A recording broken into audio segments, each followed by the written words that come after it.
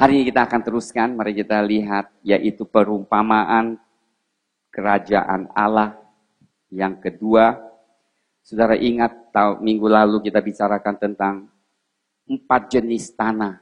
Kita mulai bicarakan tentang benih-benih, yaitu kerajaan Allah dimulai dengan benih yang ditaburkan di hati kita. Sekalipun benih itu kecil, saya katakan, tapi memiliki DNA, kode Roh Kudus. Pada saat dia masuk ke dalam kita, benih itu berkuasa dan mulai bekerja di dalam diri kita. Itulah yang akan mengubahkan paradigma kita, memperbarui akal budi kita. Semua itu datang dari mana? Firman Tuhan. Sebab itu kenapa pentingnya kita merenungkan firman Tuhan. Sebab pada saat kita merenungkan firman Tuhan, kita mengizinkan semua kode-kode DNA yang ada di dalam benih itu bekerja di dalam hidup kita. Amin, saudara. Terjadi suatu perubahan. Dengar, saudara. Kalau kita selama ini ikut Tuhan tidak mengalami perubahan, berarti benih itu tidak tertanam di dalam hidup. Hari ini kita melihat hal yang sama, saudara. Di pasal 13, Matius 13, saya mau katakan adalah perumpamaan kerajaan. Selama 7 perumpamaan Tuhan berikan. Pasal 13 ini ada 7 perumpamaan. Semuanya bicara tentang kerajaan Allah. Kita melihat Matius 5 dan 7. Kita sudah pelajari itu, saudara, khotbah di atas bukit. Semua tentang kehidupan kerajaan Allah. Tetapi di dalam ini kita bisa melihat satu hal yang penting, yaitu sifat kerajaan Allah. Kalau saya mau tanyakan, kerajaan Allah ini di surga atau di bumi? Bumi. Kenapa di bumi? Kenapa bukan di surga? Betul, kerajaan Allah yang dibicarakan, saudara, di bumi. Sempurna atau enggak? Tidak sempurna. Nanti kita akan lihat di sini, saudara mungkin akan terkejut. Kerajaan Allah tidak sempurna. Kerajaan Allah pada saatnya nanti, bukan saya yang katakan, tetapi Tuhan Yesus berikan perumpamaan pada satu ketika akan dicemarkan. Sebelum kedatangan Tuhan kedua kali. Tapi mari kita melihat terdahulu perumpamaan tentang lalang di antara gandum. Mari Matius 13, kita melihat ayat 24. Yesus membentangkan suatu perumpamaan lain lagi kepada mereka. Katanya, hal kerajaan surga itu seumpama orang yang menaburkan benih yang baik di ladangnya. Tetapi pada waktu semua orang tidur, datanglah musuhnya menaburkan benih lalang di antara gandum itu, lalu pergi. Ketika gandum itu tumbuh dan mulai berbulir, nampak jugalah lalang itu. Kemudian, maka datanglah hamba-hamba Tuhan ladang itu kepadanya dan berkata, bukankah benih baik yang Tuhan taburkan di ladang Tuhan? Dari manakah lalang itu? Jawab Tuhan itu, seorang musuh yang melakukannya. Lalu berkatalah hamba-hamba itu kepadanya, jadi maukah Tuhan supaya kami pergi mencabut lalang itu? Tetapi ia berkata, jangan, sebab mungkin gandum itu ikut tercabut pada waktu kamu mencabut lalang itu. Biarkanlah keduanya tumbuh bersama sampai waktu menuai. Pada waktu itu akan aku berkata kepada para penuai, kumpulkanlah dahulu lalang itu dan ikatlah berbekas-berkas untuk dibakar. Kemudian kumpulkanlah gandum itu ke dalam lumbukku. Yesus membentangkan. Jadi kita melihat, saudara, sekali lagi Tuhan pakai apa? Benih. Amin, saudara. Benih mengumpamakan 2 macam kerajaan. Yang pertama adalah kerajaan Tuhan. Pada saat siapa yang menanam benih itu? Tuhan Yesus. Ladang itu di mana? Dunia, saudara. Mari kita akan lihat juga penjelasannya. Karena dalam hal ini Tuhan Yesus sendiri menjelaskan apa artinya. Yesus meninggalkan orang ayat 36. Dikatakan, jelaskan kepada kami perumpamaan tentang lalang di ladang itu. Katanya, orang yang menaburkan benih baik ialah anak manusia. Yang pertama menaburkan adalah Tuhan Yesus. Kemudian ladang itu ialah dunia. Benih yang baik itu anak-anak kerajaan dan lalang anak-anak si jahat. Musuh yang menaburkan benih yang lalang ialah iblis.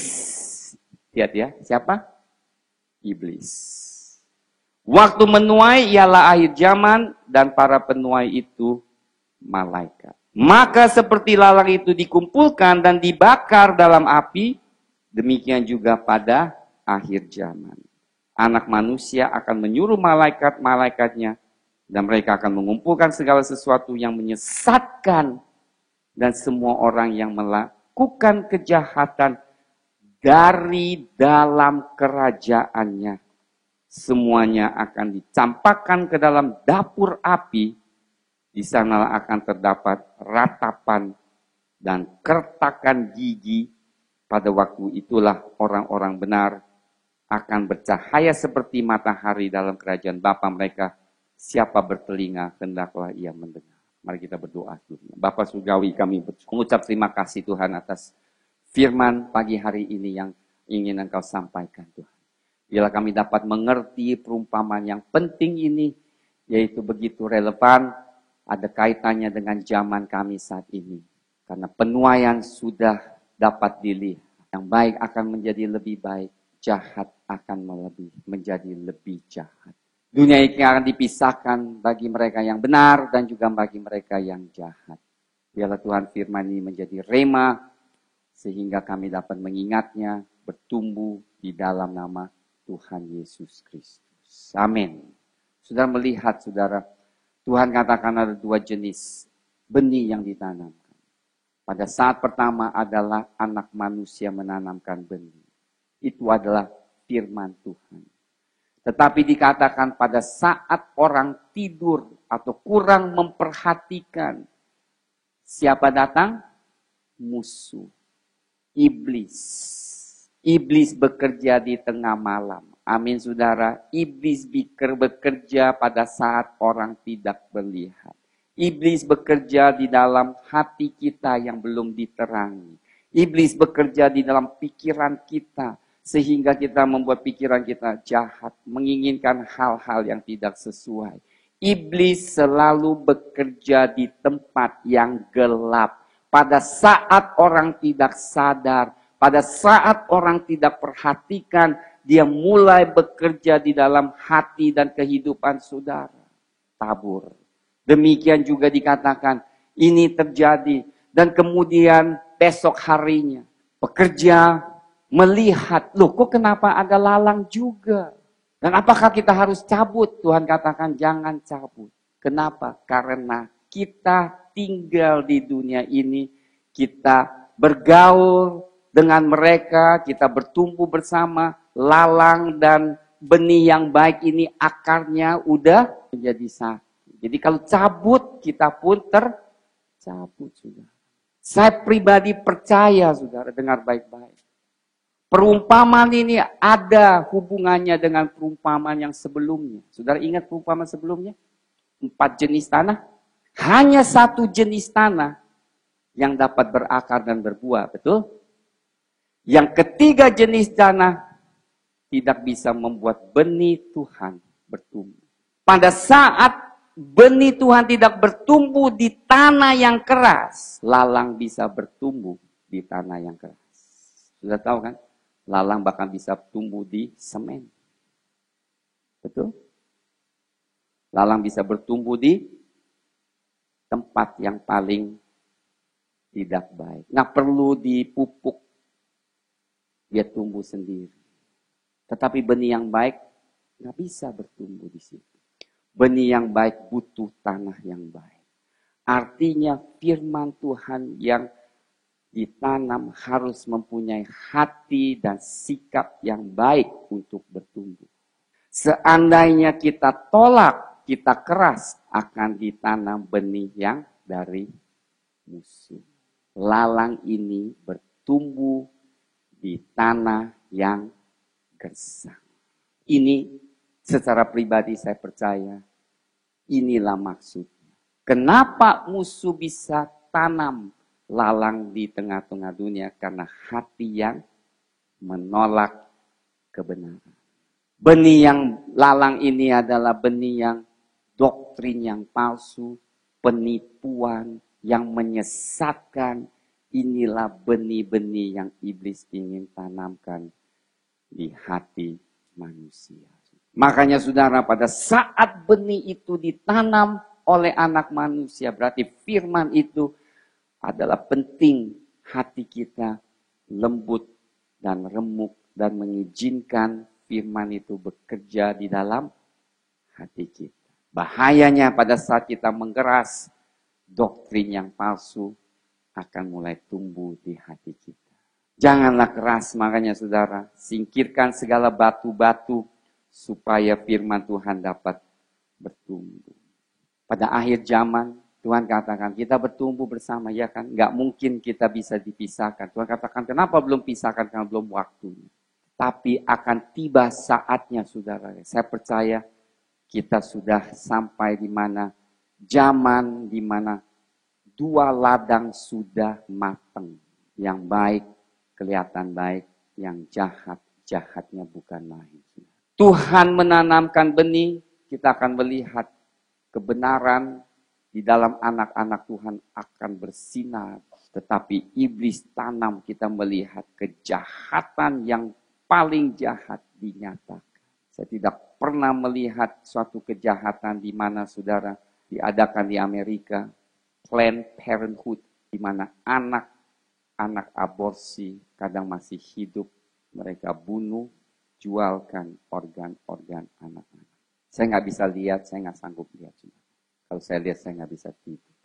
Tapi pada saat mereka mengkerok anak itu dibayi, bisa dilihat, menangis, berusaha menghindar dari benda itu untuk potong kaki mereka, perut mereka, kepala mereka. Saya tidak pernah, saya nggak sanggup lihat. Makanya saya nggak mau lihat juga. Tapi saya tahu apa yang terjadi. Foto pada saat aborsi terjadi. Dan mereka sama sekali tidak ada belas kasih. Bahkan kadang anak itu masih hidup, mereka membunuhkan. Dan diizinkan dihukum di Amerika. Saudara, kita harus tahu pada saat saudara hamil, sudah ada kehidupan di rahim saudara. Kalau sudah tanya apakah benar, aborsi sama juga membunuh. Saudara harus tahu posisi gereja, membunuh adalah dosa yang besar. Saudara terdahulu belum tahu, mungkin pernah adakan aborsi, tobat, minta maaf kepada Tuhan, supaya jangan sampai kutuk itu terus bekerja di dalam hidup saudara. Sama sekali sudah tidak ada hati nurani di zaman ini. Mengerikan. Bertahun-tahun lebih dari 55 juta bayi diaborsikan di Amerika saja. Kejahatan melimpah. Amerika yang pada pertamanya menghormati firman Tuhan, tetapi lihat, ladang itu ditanam dengan prinsip kepercayaan musuh. Dan sehingga terjadi penuaian saat ini. Setiap bangsa, saudara saya mau katakan, saya heran, nggak peduli zaman sekarang maupun zaman dulu. Saya pernah pergi ke Meksiko, pada saat itu saya belum lahir baru, namanya Cancun. Orang Maya yang terkenal dalam ilmu pengetahuan astronomi, bintang-bintang, saudara. Mereka adalah orang yang pintar.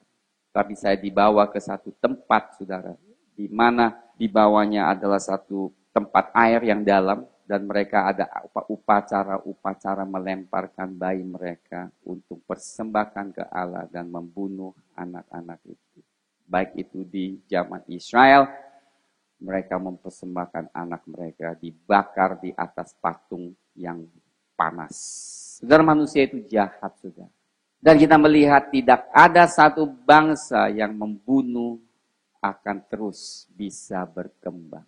Kita tidak melihat lagi jejak orang Maya. Saya nggak tahu mereka di mana. Mereka yang praktis hal-hal itu akan mendatangkan hukuman dari Tuhan pada akhirnya. Jadi kita melihat benih yang ditanam, saudara, doktrin-doktrin yang tidak sesuai. Saudara, itu sangat mengejutkan dan mengerikan. Kita yang kenal firman Tuhan, kita tahu inilah zamannya. Penuaian akan terjadi. Kejahatan akan menuai penghakiman yang besar. Tapi Tuhan katakan pada akhir itu, Tuhan katakan hanya Allah yang bisa memisahkan yang baik dari yang jahat. Tidak ada orang hamba Tuhan yang bisa memisahkan. Karena semua terjadi ada di dalam hati kita. Pada saat itu kita akan melihat pemisahan yang Tuhan akan kerjakan. Dengar, pemisahan. Saya percaya malam hari bunyi sangkakala akan memisahkan orang benar dan orang yang jahat. Itu akan terjadi pemisahan. Siapa yang pisahkan? Tuhan yang pisahkan. Sayangnya saudara, saya melihat mungkin tidak terlalu banyak yang ada di pihak Tuhan.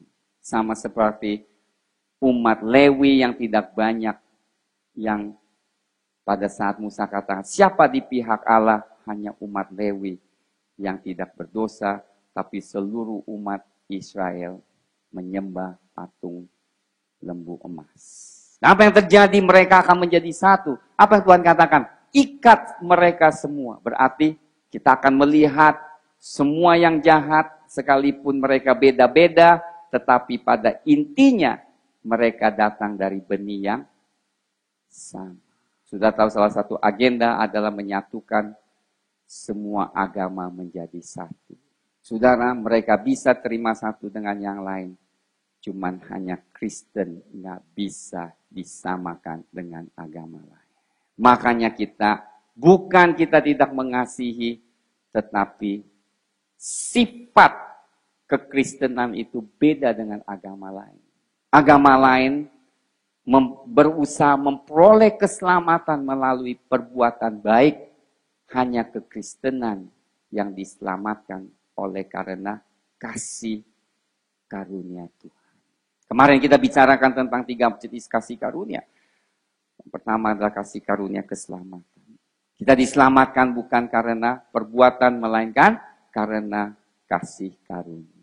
Kedua adalah kasih karunia dalam pelayanan. Setiap orang mempunyai panggilan yang beda-beda.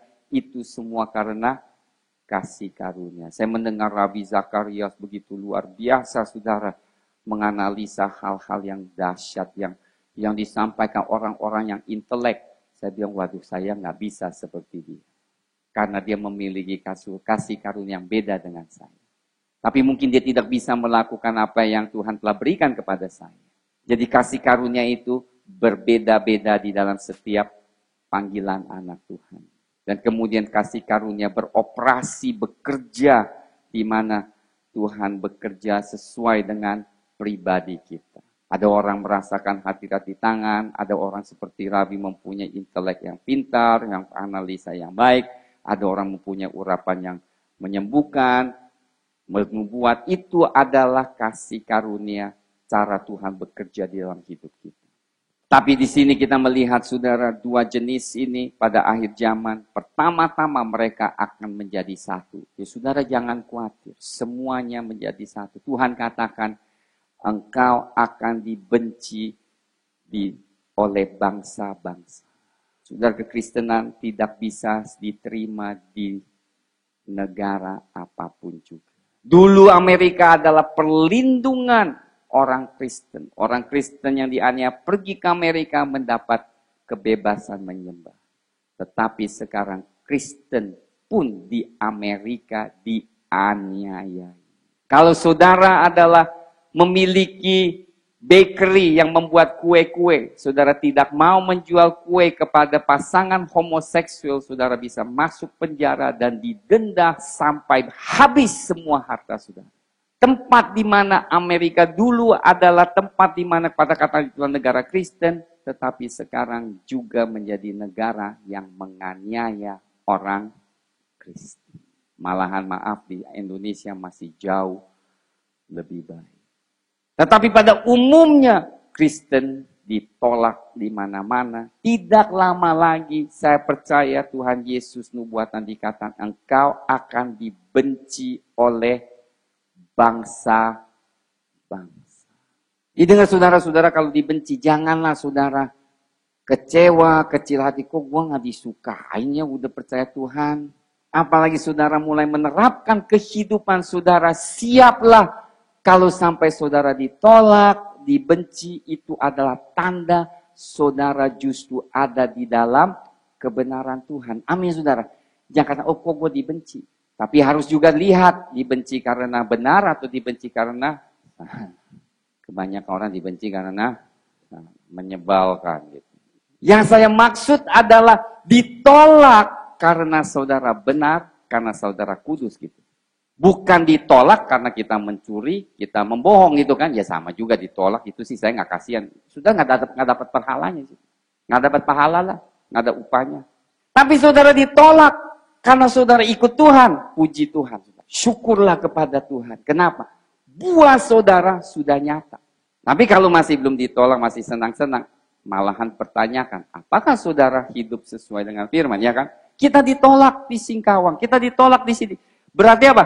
Tapi pada saat kita ditolak, kita tetap mengasihi mereka. Amin. Dan kemudian pintu itu terbuka lebih besar. Itu yang Tuhan mau. Jadi dengar baik-baik saudara, haleluya. Ini perumpamaan penting sekali. Makanya dikatakan pada akhir zaman Tuhan akan mengirim malaikatnya memisahkan lalang itu dulu.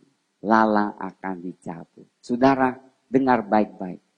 Lalang itu mirip dengan benih yang Tuhan tanamkan. Benih apa? Gandum. Pada mulanya saudara, pertumbuh mirip. Saudara tidak akan bisa bedakan. Betul kan? Saudara yang tanam padi, lihat. Lalang tumbuh sama padi, sama gandum, sama nggak? Sama. Tetapi apa yang terjadi? Pada saat gandum tumbuh terus, dia berhasil gandum. Lihat, pada saat gandumnya banyak, apa terjadi? Dia tunduk. Lalang, orang yang penuh dengan buah pasti tunduk dengan Tuhan. Belalang akan terus menantang Tuhan. Luar biasa, saudara. Mungkin saudara katakan di sini, ya memang di dunia, tetapi sesungguhnya yang saudara, kalau saudara baca, lihat ya di sini. Ayat 41.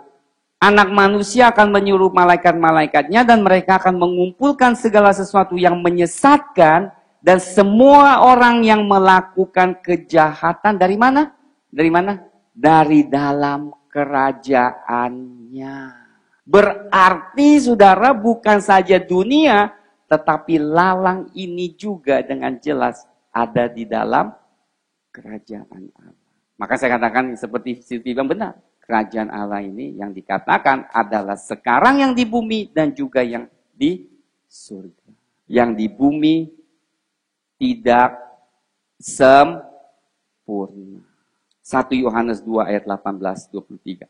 Lihat saudara apa yang Yohanes katakan. Yohanes ini luar biasa karena dia menulis kitab Wahyu Yohanes yang sama. Dikatakan apa? Anak-anakku, waktu ini adalah waktu yang terakhir. Ini adalah penggenapan kita. Dengar baik-baik. Kita adalah waktu terakhir.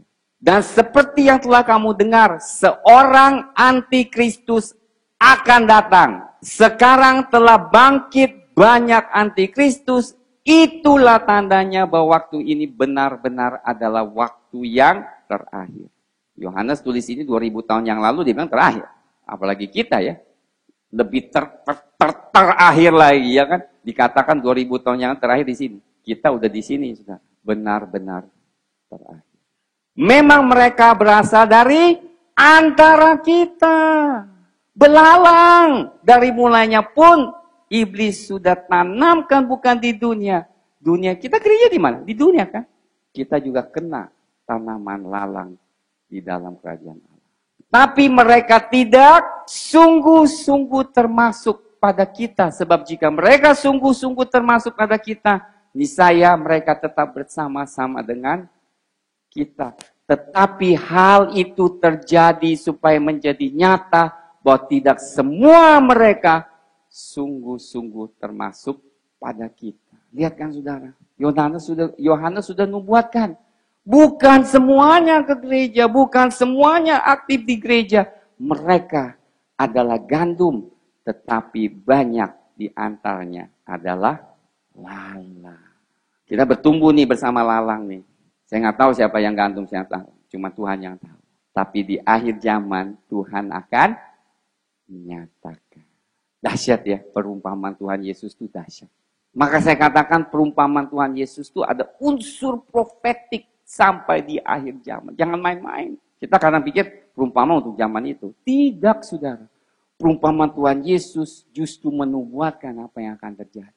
Saya bingung kadang-kadang baca firman Tuhan, kekal ya dan makanya 42 dikatakan, semuanya akan dicampakkan ke dalam dapur api. Berarti semua yang lalang, sekalipun di gereja, mereka tidak ada keselamatan. Tetapi pada waktu itulah orang-orang benar akan bercahaya seperti matahari dalam kerajaan Bapa mereka. Siapa bertelinga, hendaklah ia mendengar. Suatu perumpamaan yang sangat singkat, sederhana, tetapi menggambarkan masa depan orang yang percaya kepada Tuhan Yesus. Amin, haleluya. Haruslah jadi gandum. Sekali. Mari kita terus lanjutkan, 31. Yesus membentangkan suatu perumpamaan lain lagi kepada mereka, katanya, hal kerajaan surga. Lihat, makanya Matius 13, semua perumpamaan cerita tentang kerajaan surga. Seumpama biji sesawi, ya kan? Sekali lagi biji yang paling kecil samakan dengan hal kerajaan surga. Tuhan selalu memulai dengan hal yang sangat sederhana. Mungkin bukan semuanya pinter, gagah perkasa, justru Tuhan pilih saudara. Amin. Saya melihat kebanyakan anak Tuhan dipilih karena penolakan yang besar di keluarga. Rabi Zakarias yang dipakai Tuhan sekarang luar biasa.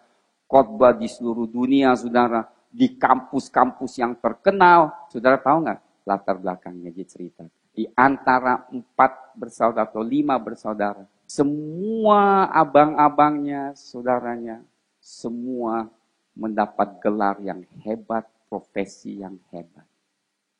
Dia bilang pada saat dia masih kecil, ayahnya paling kecewa sama dia karena tidak bisa sekolah.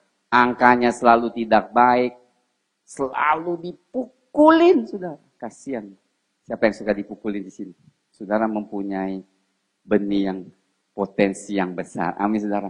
Ditolak, dipukul, diejek, tidak dipandang. Rabi sekarang menjadi hamba Tuhan yang dahsyat. Sampai pada usia 17 tahun dia mau bunuh diri. Herannya hamba Tuhan pada mau diri. Mulanya pada mau bunuh diri. Saya ingat Sadhu Sundar Singh pun. Pagi-pagi dia pergi ke rel kereta api. Dia bilang, aku mau bunuh diri. Tuhan, kau siapa? Tuhan nyatakan dia menjadi hamba Tuhan yang dahsyat. Sama ya. Siapa yang mau bunuh diri di sini?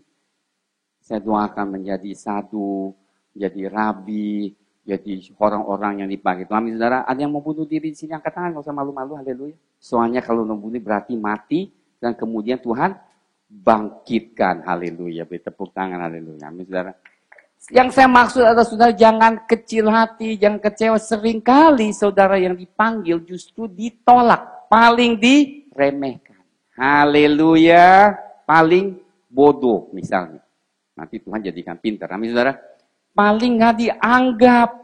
Paling miskin. Tetapi kalau saudara mengizinkan benih itu bekerja menjadi dahsyat. Amin, haleluya. Saya ingat satu orang lagi. Mariah Esther Woodworth. Hamba Tuhan dipakai Tuhan. Sampai sekarang saya wanita, cewek. Ya, dahsyat. Di sini kan banyak cewek kan. Siapa tahu jadi salah satu. Tahu nggak sudah dia khotbah?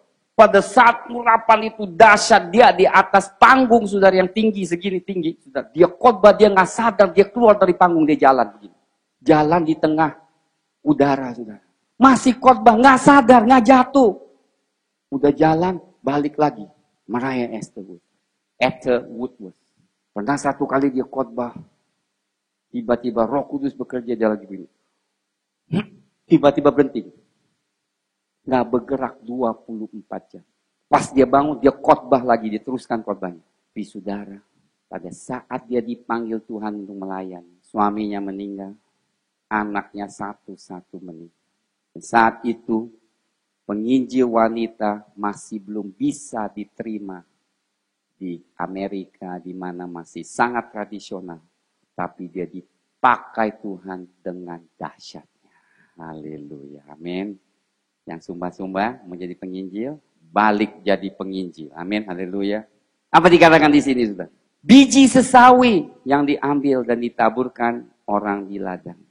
Kerajaan Allah seperti mulai dari biji sesawi. Yang sederhana, yang kecil. Semua gereja mulai dengan kecil. Betani, GBI dulunya kecil. Apa yang terjadi?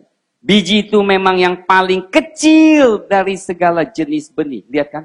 Paling kecil dari segala jenis benih.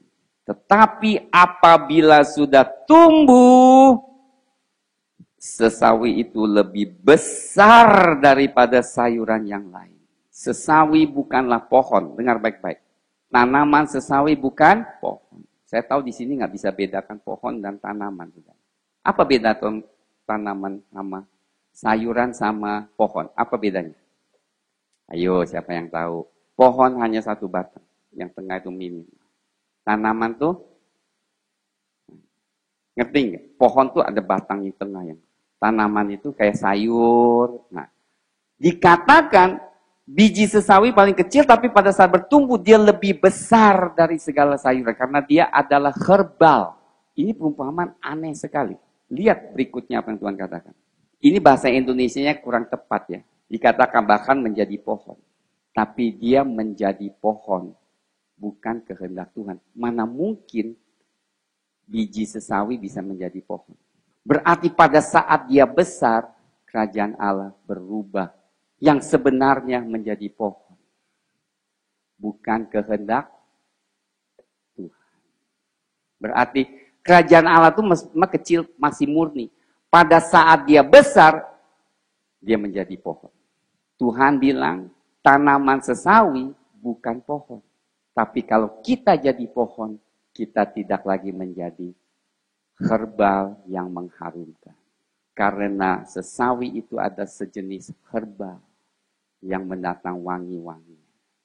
Makanya saudara akan melihat, pelayanan kalau menjadi besar, harus tetap menjaga sifat pelayanan itu yang penting. Kalau udah jadi pohon, apa yang terjadi? Burung-burung di udara datang bersarang pada cabang-cabang. Burung itu bagus nggak? Burung tidak pernah bagus. Saudara, kalau kita mentafsirkan perumpamaan, kita harus konsisten, nomor satu. Burung pada perumpamaan di tanah, 4 jenis tanah, bagus nggak? Diceritakan burung apa? Yang mencuri benih. Burung itu seperti setan, musuh, ya kan? Nah sekarang burung tinggal bersarang di pohon. Artinya bagus atau enggak? Pencemaran sudah terjadi. Iblis tinggal di dalamnya. Karena kerajaan Allah tidak pernah seperti pohon, tetapi seperti biji sesawi. Bukan besar, saudara, tetapi berdampak. Ingat saya pernah sampaikan. Kalau sampai tanaman sesawi itu ada di dalam tanaman saudara, dikatakan hampir tidak mungkin saudara bisa hilangkan tanaman sesawi. Akarnya tumbuh, terus berakar bertumbuh.